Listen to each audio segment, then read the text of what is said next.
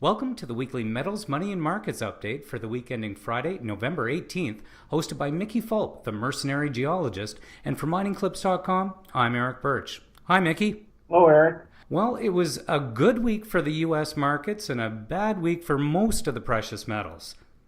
Correct. It's a risk-on environment, plus Yellen came out midweek and said it's pretty certain they're going to raise rates 0.25% in mid-December.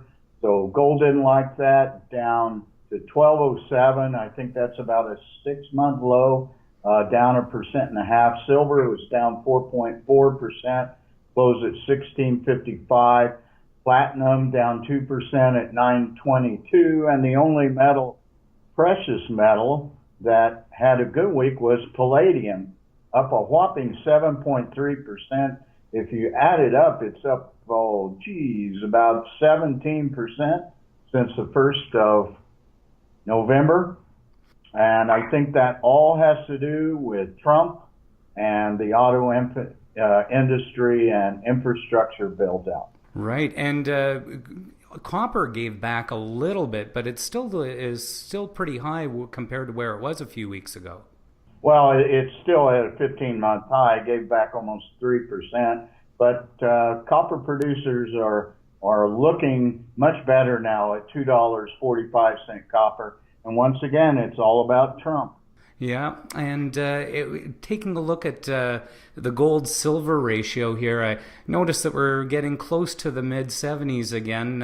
Do you have any comments for our listeners on it? Well, it's getting to that magic level above 75 where silver becomes a buy. Still has a ways to go there. I think you once said you like it above 80. Well, that was a couple of months ago. And moving on to energy, we actually saw oil gain a little bit this week, and for the first time in a long time, uranium was up. Well, uranium was up a whopping 25 cents to close at 1863. Doesn't get anybody excited.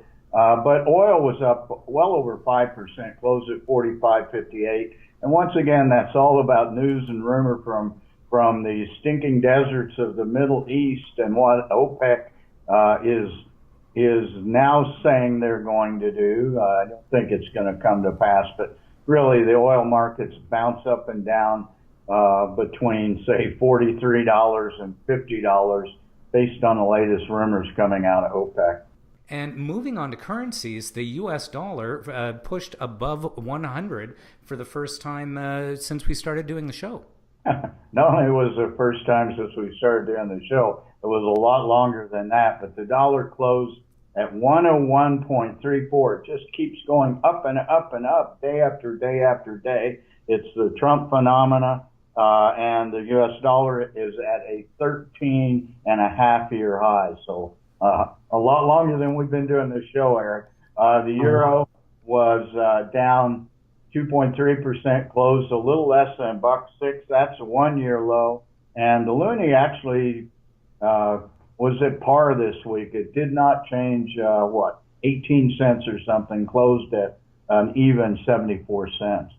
Was that because we saw a little bit of gain in the oil price this week, maybe? It was such a small gain. I didn't really look into it, but it certainly bucked the trend. And moving on to markets, again, the Trump effect, we saw some pretty lofty valuations. Well, he is the Wizard of Wall Street for the last couple of weeks. The Dow, the S&P 500, the NASDAQ, all set record highs this week. They all backed off just a tad today, but closed the week at essentially all-time highs. Dow 18,868, up 0.1%. S&P 500 closed at 2182, up just a little less than 1%. And the big winner was NASDAQ, up to 5322 for a 1.6% gain. And oddly enough, even though metals were pressured a little bit, we saw the TSX Venture gain a little bit and break its losing streak. Well, it did. It was up the last couple of days of the week. It hit an interim low of 707, I think, last week. Closed last week at 728. This week at 747. spent most of the week in negative territory, but had a nice rally. Still, tax loss season is kicking in now, and with all the profits and taken in the gold sector the first 8 months out of the year, I look for a brutal tax loss season here, and I really think that the venture exchange is likely to test its 200-day moving average. Right now, a little bit above 700, but that's going to go up because 200 days ago was right at the all-time low of the ventures. So I guess we're probably going to see red for the next 3 weeks, or maybe even a little bit more. Well, this always peaks or valleys, however you want to look at it. Tax loss season is basically over by mid-December, and we always look for the week of December 15th to be that low, and it's nothing more than a buying opportunity for smart contrarians.